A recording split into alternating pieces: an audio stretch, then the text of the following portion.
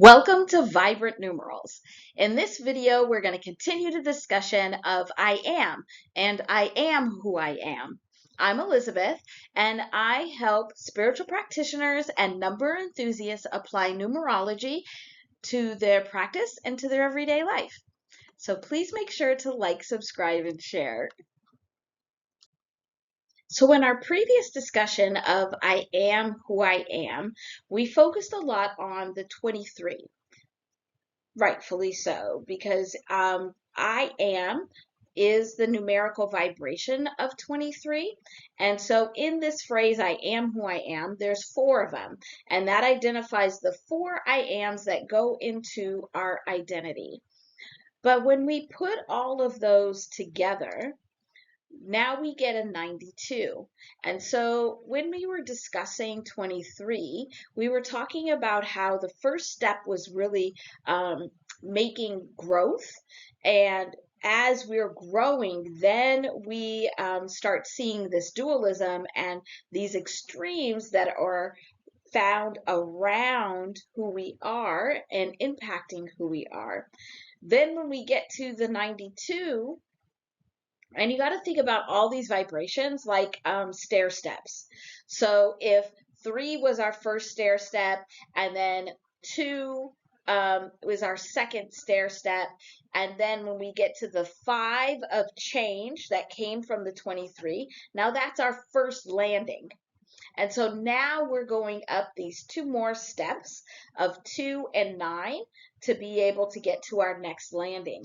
And so we have gone up these steps of 3 and 2 to get to this 5, to get to this change where we're able to really make the change necessary to step into our identity, to step into that I am, and recognizing that there's these 4 different pieces of our identity of I am that we have to make changes in and growth in, and understand the extremes within those spaces.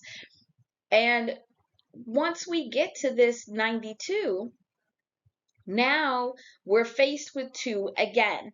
But here, where the 2 in 23 was really more internal and really about your personal identity. Now, this 2 is still internal, but it's also about how the extremes around you are impacting who you are and your identity.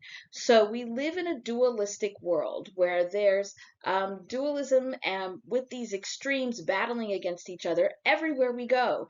But vibration is neutral, and we're meant to get to a neutral space where we accept all parts of ourselves, all 4 parts I am, and are able to be at a center neutral place, not at any of the extremes. And so here, this too is having us look again at those internal extremes, the extremes that are making up our identity, our I am, but also looking out the extremes outside of ourselves, whether it's in our relationships, our partnerships, in our communities, in our countries, in our cities, in our world, that can be impacting who we are. So what are the extreme messages and vibrations that we're getting that are impacting our I am, are shifting us one way or another, that are putting us in these rapid states where we're getting pushed and pulled all over the place and not able to have steady, solid ground of I am. So the other part is that with those 4 I ams, that is creating a foundation, a stability. And so this again is challenging that stability.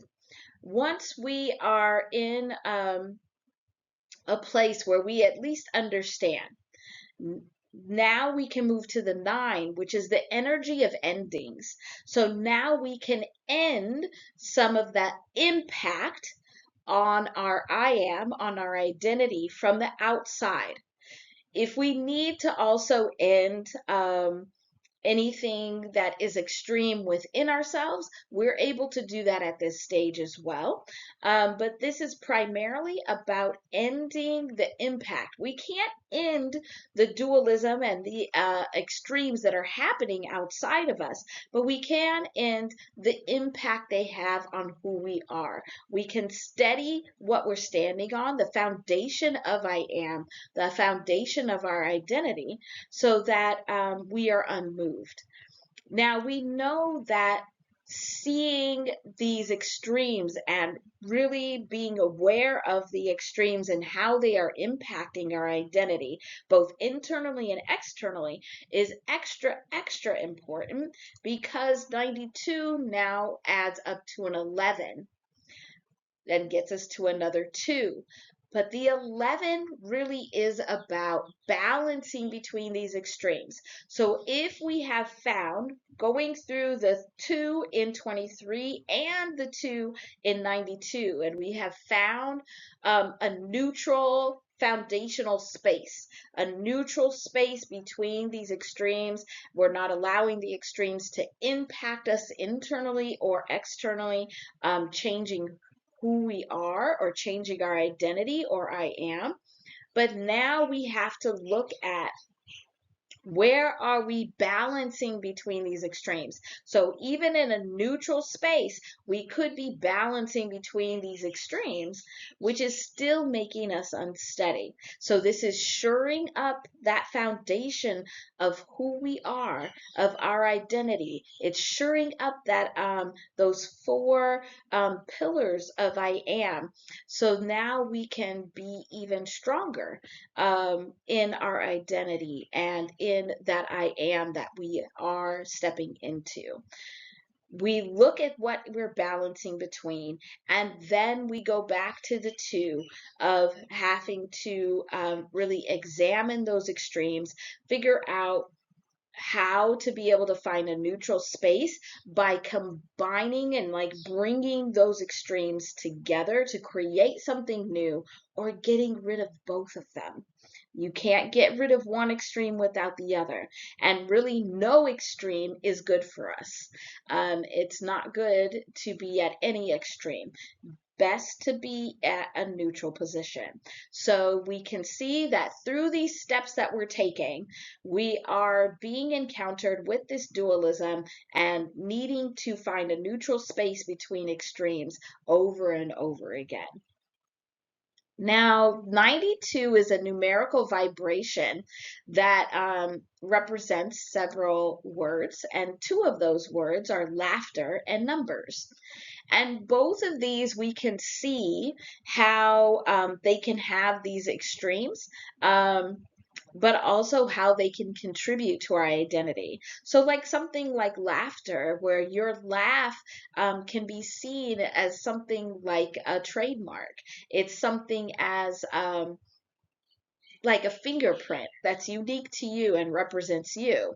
But outside forces can impact your laughter. Is outside forces making you laugh or making you not laugh? Are they making you laugh uncomfortably? Or are they making you truly belly laugh?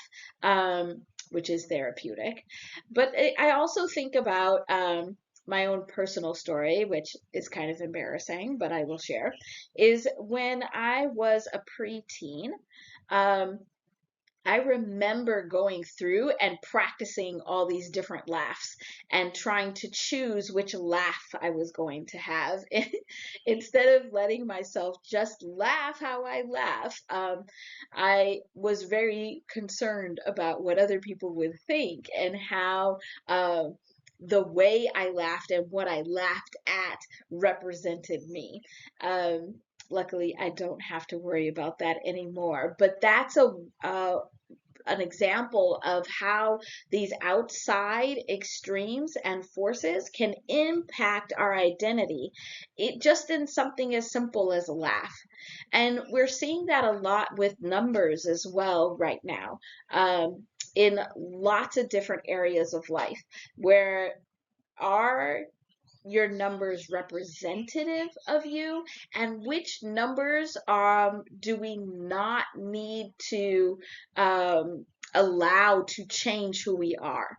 So, for example, your life path number is the vibration that you resonate out. When you combine that with the vibration of your name, that is unique to you.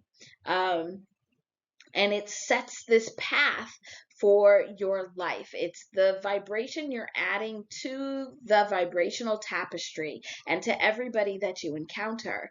That's a very important number that's very representative of you. But we also have these numbers of everybody has a poll, everybody has research statistics, everybody has stats. And trying to make sure that you can use those to be able to show and prove your representation, but also not get swayed by them. You cannot let those external numbers change who you are. And so these are just a couple of examples of how that vibration of 92 can show up, and where we could have brought to our attention that we need to be aware of this phrase, I am who I am.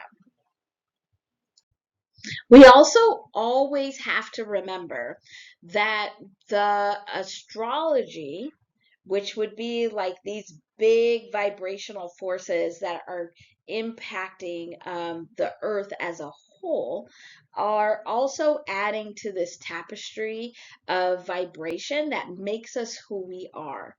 So, when we think about this first I am of God, I'm thinking about like currently, so that's July 2025 at the time of this recording, and Saturn and Neptune have both moved into Aries, and they are conjunct and have been conjunct and will be conjunct for quite a while. And so how these vibrations in that space of Aries, which is the I am space, but how this vibrations of structure of Saturn, the father figure of Saturn, and then the dream like state of creativity of Neptune. How are those coming from this bigger vibrational entity impacting who I am? And challenging who I am at this moment in time. And then thinking about I am, that is our Aries placement, or our first house placement, and actually both. And so in our own natal charts, being able to see where your Aries is placed, where your first house, which is determined by your rising sign, is placed, can change how these vibrations, these astrological vibrations, are impacting who you are. A good example of this also is in 2023, the North Node was in Aries, and North Node is all about your path, your purpose, and which direction are you going to meet a certain and particular purpose. And because it was in Aries, it was how is your path, your purpose related to who you are. But then we have this opposite over here, where also in 2023, if we had the North Node in Aries, the South Node would have been in Libra. And so there was this push and pull of extremes between how my purpose relates to who I am and me, myself, but also how it relates to the people around me and my partnerships and the we of who we are. Also, Chiron is currently in Aries, and we have both the United States of America and hip hop that have Chiron in Aries. And Chiron is that wounded healer. It's the wound. This is a lot of the times the stuff that we hide. But when Chiron now is coming in Aries, it's looking particularly at the wounds of I am. What are the wounds that have impacted who you are and that I am, and how you are representing yourself, and that foundation that you are standing on for your I am. And then lastly, this I am all is feeling very much impacted by Pluto in Aquarius, where Pluto was in Capricorn since 2008, and moved permanently into Aquarius earlier this year in 2025. And now it will be in Aquarius for the next 15 to 20 years, 15, 18 years. And Aquarius is all about the people, we the people, the community, the collective, and Pluto's transformation. So having the transformation energy of Pluto in the sign of Aquarius about community, collaboration, coming together, the people, is really amping up this look at I am all. How do you and your identity relate to those around you? I think also this Jupiter in Cancer, that'll be there for about a year. It just moved in June 2025, and it'll be there for about a year. But it's amplifying this Cancer energy, where the Cancer energy really is about the moon cycles, but also home. Cancer represents the fourth house of home and family and close, intimate partnerships and relationships. And so Jupiter is amplifying that energy. How are we nurturing not just ourselves as I am, but also nurturing those others around us and building home, building community, especially with that Pluto and Aquarius together. It feels very much like this is getting amplified in that way. And so it's important to, as we are identity developing and really looking at I am and working on building our identity and what we're putting out into the world, to recognize how astrology is impacting those vibrations as well. We're going to continue this conversation of I am who I am. I think this is an important journey and an important discussion for us all to have, whether it's for your own self-development work and identity work, or to be able to include in any of the products and services that you are giving out to your own clientele. So we will continue this discussion. Please, in the comments, let me know what you're thinking. What are your questions? How can you add to this discussion? And what should we talk about next? Thanks for joining me. Make sure to like, subscribe, and share, and I'll see you soon. Thanks. Bye.